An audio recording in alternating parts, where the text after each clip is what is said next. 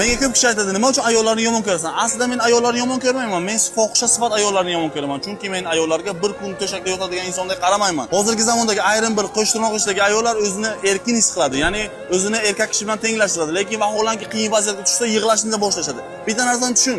Erkak kishi uchun pul topish, o'zini o'zi qoplash bu oddiy holat, lekin ayol kishi bu narsani qanaqadir достижение, o'zini o'zi katta tutishni boshlaydi. Bu aslida tizimning bitta programmasi, ya'ni erkaklarni quyiga tushirish, ularni yerga urish. Lekin jang bo'lsa, qanaqadir holatlarda faqatgina erkaklar kurashadi. Ularning ayollari boshqa joyda borib, boshqa muhabbat, boshqa narsani topaverishadi. Lekin tushun, agar jang bo'lsa, faqat ayollar urushsa, erkaklar qochsa, bu ular aytishadi, isnot erkak kishi himoya qilish kerak. Lekin bu momentda o'zlarini himoya qiladigan joyda o'zlari erkin his qilishlarini talab qilishadi. Men haqiqiy erkak sifatida ayol kishini ta'minlashni, uni mag'rur mas'uliyatni bo'ynimga olishga tayyorman, lekin bu narsaga javob beradigan, bu narsaga tayyor turadigan ayol kishini topish hozirgi zamonda qiyinlashyapti.